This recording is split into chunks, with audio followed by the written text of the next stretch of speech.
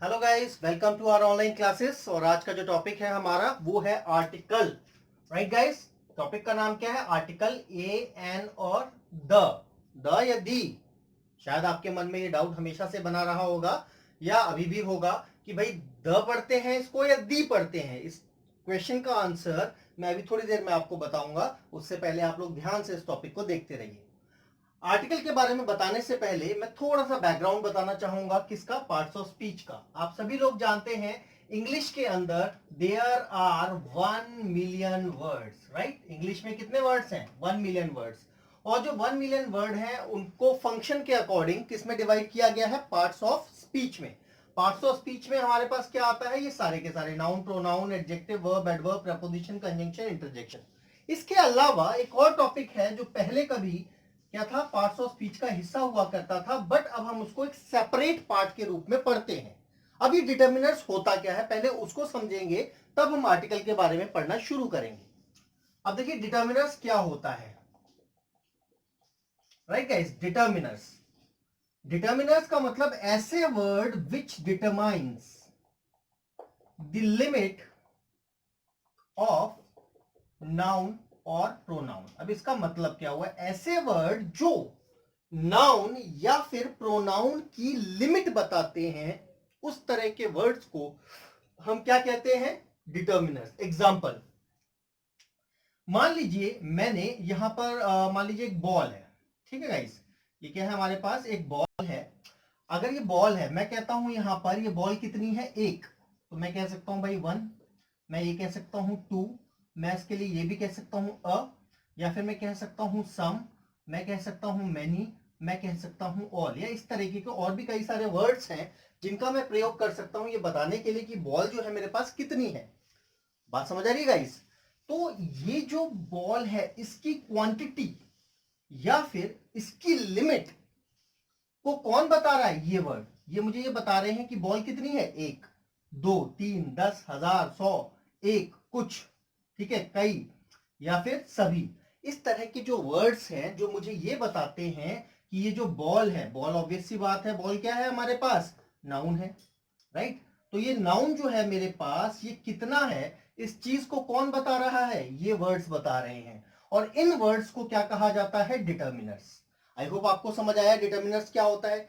अब शायद आपके मन में क्वेश्चन आ रहा होगा कि हम बात की थी हमने आर्टिकल की और शुरू कर दिया मैंने डिटर्मिनर्स।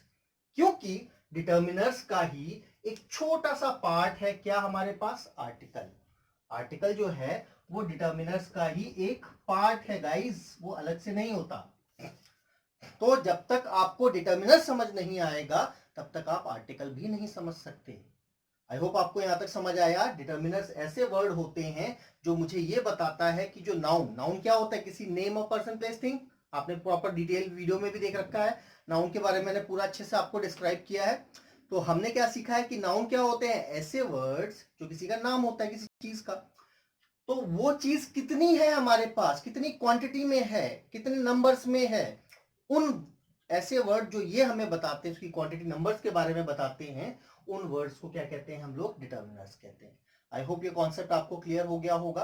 तो अब हम ज्यादा टाइम इस पे खराब ना करते हुए आगे चलते हैं अपने मेन टॉपिक की तरफ। और टॉपिक का नाम क्या है हमारे पास? आर्टिकल। राइट गाइस, तो मैं इसको भी हटा देता हूं। ये बेसिक है कॉन्सेप्ट, आपको समझ आ गया होगा। ठीक है, और आगे चलते हैं अब मेन कॉन्सेप्ट की तरफ, आर्टिकल की तरफ। देखिए गाइस, आर्टिकल के अंदर हम तीन वर्ड्स का यूज करते हैं। तीन वर्ड्स क्या है हमारे पास? ए, एन और जैसे मैंने अभी आपको बताया, आप इसको द भी पढ़ सकते हैं और दी भी पढ़ सकते हैं। राइट, देखिए आर्टिकल जो है गाइस, इनको दो कैटेगरी में डिवाइड किया जा सकता है। दो कैटेगरी कौन कौन सी है हमारे पास? एक आर्टिकल होते हैं हमारे पास इंडेफिनिट और दूसरे आर्टिकल्स होते हैं हमारे पास definite. Fine guys, indefinite article में हम यूज करते हैं ए और एन का। डेफिनेट आर्टिकल में हम यूज करते हैं द का या दी भी, पर अभी मैं बाय डिफॉल्ट मान के चलता हूं ये द है। फाइन गाइस, हम किसका यूज करते हैं इंडेफिनिट में? ए और एन, और वहां पे किसका यूज करते हैं? द का। अब आपके मन में एक क्वेश्चन आ रहा होगा कि आखिरकार इंडेफिनिट में ए और एन क्यों यूज किया जाता है, कैसे यूज किया जाता है, पहले उसको समझते हैं। गाइस, ए और एन जो है वो वन के सेंस में यूज किया जाता है। कहने का मतलब है अगर कोई भी चीज हमारे पास कितनी है? एक है, तो हम उसके लिए ए या एन का यूज कर लेते हैं, राइट। अब इस चीज को समझते हैं। मैंने एग्जाम्पल के तौर पे कहा आई सॉ अ बॉय, और मैंने एक और सेंटेंस लिखा आई सॉ द बॉय,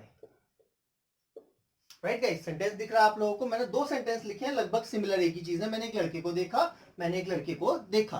अब दोनों ही सेंटेंसेस में डिफरेंस क्या है? यहां पे बात हो रही है एक लड़के की। अब वो एक लड़का कौन है? We don't know. वो कोई भी हो सकता है। अगर आप देख रहे हैं तो आप भी हो सकते हैं, आपके अलावा कोई और भी हो सकता है। तो जो ए बॉय है वो क्या है? इंडेफिनिट है। इंडेफिनिट को अगर मैं हिंदी में बात करता हूं तो हिंदी में हम इसको कहते हैं अनिश्चित। ऐसी चीज जिसके बारे में हम श्योर नहीं है, जिस चीज के बारे में क्या नहीं है, हम श्योर नहीं है, उसको क्या कहते हैं? इंडेफिनिट। तो अ बॉय के अंदर कोई भी आ सकता है। फॉर एग्जाम्पल आप 100 लोग देख रहे हैं वीडियो को, 100 लोग देख रहे हैं, तो 100 में से जितने भी लड़के देख रहे हैं उनमें से कोई भी हो सकता है। बट अगर मैं कहता हूं आई सॉ द बॉय, मैंने उस लड़के को देखा, तो वो लड़का कौन है उसके बारे में मुझे पता है, मैं किसकी बात कर रहा हूं। तो द हमेशा कहां लगता है? जहां पे डेफिनेट हो या फिर जहां पर श्योर हो आप, जहां पे आपको क्या है, चीजों के बारे में एकदम निश्चित हो। हिंदी में अगर मैं बात करता हूं तो उसको क्या कह देते हैं गाइस? निश्चित, श्योर। जहां श्योरिटी होगी वहां पे क्या यूज किया जाएगा? द। तो बेसिक डिफरेंस आपको समझ आया। इसीलिए राइट, इस चीज को मैं और थोड़ा डिटेल में समझाता हूं। नॉर्मली आपने पढ़ा होगा, ज्यादातर हम इंडेफिनिट की बात करते हैं, बट मैं पहले सबसे पहले आपको थोड़ा सा डेफिनेट के बारे में बता देता हूं। इसको और डिटेल में समझने के लिए मैंने एग्जाम्पल लिखा। मैंने लिखा John has gone to market, और मैंने एक और सेंटेंस लिखा John has gone to the market. अब इन दोनों ही सेंटेंसेस को आप देखिए ध्यान से। दोनों सेंटेंस में डिफरेंस क्या है? सिर्फ इस द का। अब मैं जरा इंटरप्रेट करता हूं। मान लीजिए मैं गया जॉन के घर, मैंने पूछा जी जॉन कहां है, राइट। और मेरी मुलाकात हुई है किससे? जॉन की मदर से। मैंने पूछा जी जॉन कहां है, तो जॉन की मदर कहती है भाई मुझे तो पता नहीं कहां है। ठीक है, जॉन की मदर ने कहा कि वो कहां जा चुका है? मार्केट जा चुका है। जॉन की मदर ने कहा कि he has gone to market. मैंने कहा जी ठीक है, मैं चला गया। फिर मैं थोड़ी देर बाद दोबारा गया, फिर मेरी मुलाकात हुई जॉन के फादर से। फिर मैंने उनसे दोबारा यही सेम क्वेश्चन पूछा कि जॉन कहां है, तो उनके फादर ने कहा John has gone to the market. उन्होंने नीचे वाला सेंटेंस कह दिया, राइट गाइस, दोनों ने अपना अपना सेंटेंस कह दिया। जब मैं गया तो दोनों से मैंने उसके जस्ट बाद एक एक क्वेश्चन और पूछा कि भाई कौन सी मार्केट गया। तो जो जॉन की मदर है वो कहती है भाई मुझे तो पता नहीं कहां गया। जबकि जॉन के फादर जो हैं वो कहता है मान लीजिए पालिका मार्केट गया है दिल्ली में। ठीक है, अब ऐसा डिफरेंस क्यों आया? क्योंकि जब जॉन की मदर की बात हुई तो उन्होंने किसका यूज किया? सिर्फ मार्केट का। मार्केट तो कोई भी हो सकती है, वो पालिका मार्केट भी हो सकती है, सरोजनी नगर की मार्केट भी हो सकती है, गांधी मार्केट भी हो सकती है, एमजी रोड भी हो सकती है, कोई भी मार्केट हो सकती है। उस मदर जो है वो श्योर नहीं है, उनको बस इतना पता है वो मार्केट चला गया, बता के नहीं गया कौन सी मार्केट गया है। बट फादर जो है उनको मन में, उनको पता है, श्योर है वो कि वो कौन सी मार्केट गया है। इसीलिए उन्होंने सेंटेंस में किस चीज का यूज किया है? द। तो हमेशा आपको द उस जगह पे यूज करना है जहां पे आप चीजों को लेकर के एकदम श्योर होते हैं। जहां पे आप श्योर होंगे वहां पे आपको क्या यूज करना है गाइस? द का यूज करना है। आई होप यहां तक क्लियर हुआ। इसीलिए आपने देखा होगा द का यूज कहां कहां करने के लिए बताया जाता है, जो आपने बुक्स में पढ़ रखा है। कहा जाता है गाइस द का यूज किसके साथ कीजिए? रिवर्स के साथ। सी, ओशियन, ठीक है, mountain, ranges, not only mountain, इसमें डिफरेंस बताऊंगा मैं आपको। ठीक है, इसी के साथ न्यूज़पेपर, इपिक्स, इपिक्स मतलब हमारे ग्रंथ, मोनोमेंट्स, ठीक है, epics, monuments, planets, direction, aeroplane, ships. ठीक है, न्यूज़पेपर के साथ साथ मैगजीन का भी यूज कर सकते हैं। ठीक है, इस तरह की चीजें, इनके साथ किसका यूज करते हैं? द का यूज करते हैं। क्यों करते हैं? क्योंकि we know the Ganga, Ganga क्या है? एक रिवर है, सबको पता है। द यमुना, ठीक है ना, द हिंद महासागर, द अटलांटिक ओशियन, इस तरह से monument, the Taj Mahal, the Lal Kila, the sun, the moon, the east, the west, इस तरह की चीजों के साथ किसका यूज करते हैं? द का, क्योंकि हम इन चीजों के बारे में क्या है, श्योर है। बात समझ आई? ये बेसिक है इसका, अभी हम पढ़ेंगे डिटेल एग्जामिनेशन स्टाइल क्वेश्चन भी। तो आई होप आपको यहां तक समझ आया। हमने डेफिनेट आर्टिकल के बारे में बात की। डेफिनेट आर्टिकल जिसमें किसका यूज किया जाता है? द का यूज किया जाता है। द किस लिए यूज किया जाता है? श्योरिटी के लिए। जिस चीज के लिए आप श्योर है, जिस चीज के बारे में आप अच्छी तरह से जानते हैं, उसके साथ आप किसका यूज कीजिए? द का यूज कीजिए। जहां पे सर्टेनिटी नहीं है, जहां पे आप श्योर नहीं है, वहां पे किसका यूज कीजिए? ए या एन का। और ए और एन किसके सेंस में यूज किया जाता है? वन के सेंस में। अब यहां पर भी एक क्वेश्चन आता है गाइस कि ए को कहां यूज किया जाए और एन को कहां यूज किया जाए। ये बहुत ही बेसिक है, बच्चों ने बहुत बार पढ़ा है और मैंने नोटिस किया है कि बहुत बार पढ़ने के बावजूद भी बच्चे छोटी छोटी सी गलती कर बैठते हैं। ठीक है, मैं आपको एक बहुत बेसिक सा कॉन्सेप्ट बताऊंगा और आपको वो ऑलमोस्ट समझ आ जाएगा। ठीक है, आप जितने भी लोग वीडियो देख रहे हैं उन लोगों से मैं कहूंगा कि मैं कुछ यहाँ पे वर्ड्स लिख रहा हूं, ठीक है ना। आगे का पार्ट देखने से पहले इसको पॉज कीजिए और पॉज करके इनके आगे आप अपने मर्जी से ए और एन का यूज कीजिए। जैसे मैंने वर्ड लिखा है एग,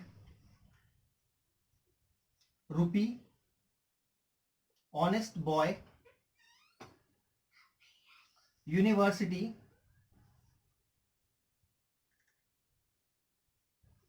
यूनियन, हम्बल गर्ल,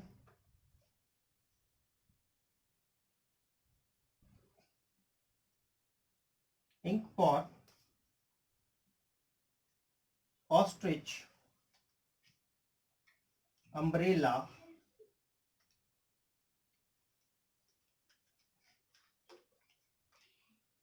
ठीक है, एलिफेंट। और ये मान लीजिए इन सब के आगे क्या लिखा हुआ है? वन। हमें ये पहचानना है कि कहां पे मैं ए लगाऊं और कहां पे मैं एन लगाऊं। फॉर एग्जांपल एग के आगे क्या लगता है? एन लगता है, और रूबी के आगे क्या लगता है? ए। इसी तरह से आपको बाकियों के आगे भी लगाना है। आगे बढ़ने से पहले आप इस वीडियो को पॉज कीजिए और पहले अपने आप लिखिए कि जो आपको लगता है, ठीक है ना, जो भी आपको लग रहा है कॉपी में लिख करके उसको कीजिए, फिर आगे की वीडियो देखिएगा, फिर आपको समझ आएगा ज्यादा अच्छे से। राइट गाइस, पॉज करना है, पहले लिखना है आपको जो समझ आ रहा है, जो आपने पढ़ रखा है उसके बेसिस पे, उसके बाद ही आपको आगे का पार्ट देखना है, उसका सॉल्यूशन देखना है। तो मैं अब ज्यादा टाइम यहां पर ना लेते हुए आगे का पार्ट आपको अब बता रहा हूं। ठीक है, तो हमें ये देखना है कि ए को कहां लगाया जाए और एन को कहां लगाया जाए। इस चीज को देखने के लिए, ठीक है ना, बेसिक कॉन्सेप्ट समझिए, बहुत ही बेसिक कॉन्सेप्ट। मैं सबसे पहले समझा रहा हूं आपको यूज ऑफ एन। ठीक है, तो एन को कहां यूज किया जाता है? An is used before words starting with vowel sound. Right guys?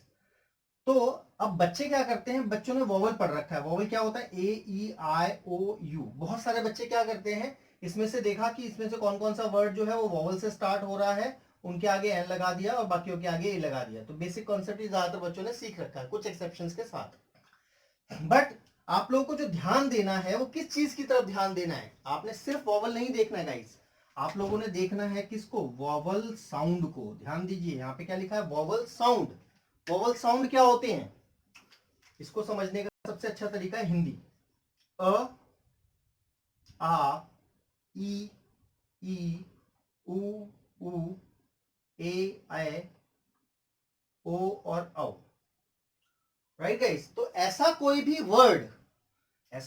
Word जिसका उच्चारण या जिसकी प्रोनाउंसिएशन इनमें से किसी से भी शुरू हो जाए, उसके आगे एन लगेगा, और जिनकी प्रोनाउंसिएशन इससे शुरू नहीं होगी उसके साथ क्या लगेगा? ए। एग्जांपल देखते हैं, एग। एग को अगर हम पढ़ेंगे तो कैसे पढ़ेंगे गाइस? ऐसे पढ़ेंगे। एग किससे शुरू हो रहा है? ए से। ए है यहां पर, ये किससे शुरू हो रहा है? ए से। राइट?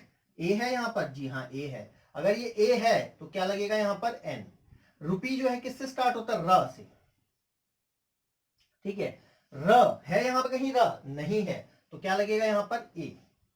समझ आई बात? अगर इनमें से कोई है जिससे प्रोनाउंसिएशन स्टार्ट हो रही है तो वहां पे लगाइए एन, और अगर नहीं है तो क्या लगाएंगे आप? ए। इसी तरह से ऑनेस्ट, ये है एच पर पढ़ेंगे कैसे इसको? ऑनेस्ट। ओ है यहां पर, तो क्या लगेगा यहां पर? एन। यूनिवर्सिटी किससे स्टार्ट होता है? य से। यू है बट स्टार्ट किससे हो रहा है? य से, जो नहीं है, तो क्या लिखेंगे? ए। यूनियन में क्या हो जाएगा ए, क्योंकि ये भी य से स्टार्ट होगा।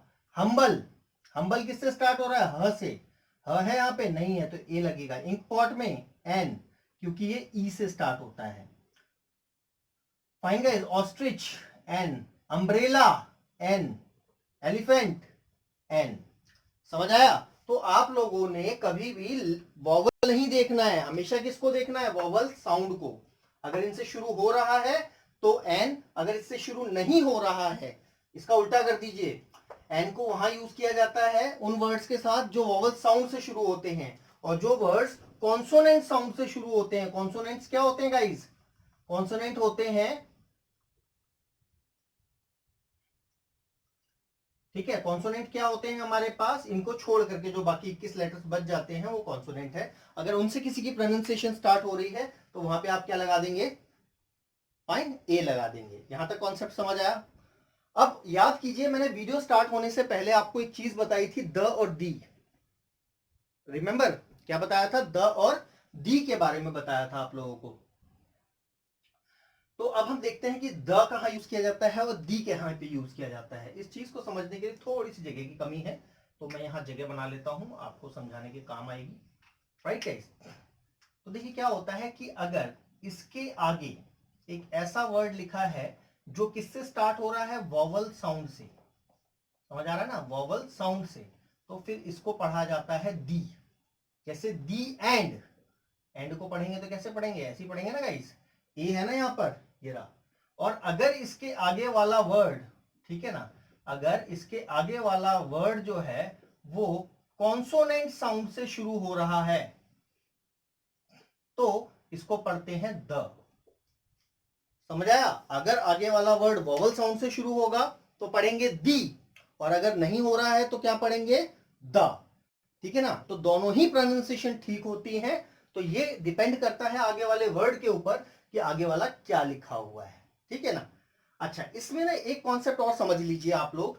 जैसे मैंने ये जो बताया वॉवल साउंड और कॉन्सोनेंट साउंड का, इसमें एक चीज और है जो प्रेपोजिशन में जाकर के आप देखेंगे। अगर आगे वाला वर्ड जो है कॉन्सोनेंट साउंड से स्टार्ट हो रहा है तो लिखा जाता है अमंग, और अगर आगे वाला वर्ड वॉवल साउंड से स्टार्ट हो रहा है तो लिखा जाता है अमंगस्ट। तो दोनों एक ही चीज होती है, ग्रामर में दोनों यूज किए जाते हैं, दोनों प्रेपोजिशन है। फाइन गाइस, तो यहां तक आप लोगों ने जो है इसका बेसिक कॉन्सेप्ट देखा कि आर्टिकल क्या होता है, ठीक है ना, कहां से आया, दो तरह के आर्टिकल जो होते हैं उनमें क्या डिफरेंस होता है और कैसे उसको यूज करना होता है। ठीक है, इसके बाद अब हम पढ़ेंगे इसकी पोजीशन, सेंटेंस में इसको कहां पे लगाया जाता है, कैसे लगाया जाता है, और यूज करते समय ऐसी कौन कौन सी जगह है जहां पर इसका यूज कंपलसरी होता है। जैसे यहां पे मैं बात करूं, इसको देखने के लिए आपको आगे का पार्ट भी देखना होगा। ठीक है ना, कि जैसे सुपरलेटिव डिग्री के साथ द का यूज किया जाता है, कंपैरेटिव में भी लग जाता है, पर कहां लगता है, और कुछ एक्सेप्शनल पॉइंट्स होते हैं जहां पे इसका यूज किया जाता है। और ये जो मैं बातें बता रहा हूं इन्हीं के ऊपर क्वेश्चन आता है एग्जाम में। ये तो बहुत बेसिक है, ये तो बचपन की भूल है, मतलब बचपन में जो सही से नहीं पढ़ पाए या पढ़ाने वाले सही से नहीं मिले, इस वजह से आप समझ नहीं पाए। ठीक है ना, तो ये बेसिक है, इसके बाद अब हम मेन चलेंगे पार्ट की तरफ। राइट गाइस, तो आप एक बार इसको नोट कर लीजिए, इसको एक बार देख लीजिए ध्यान से, फिर हम आगे की तरफ चलते हैं।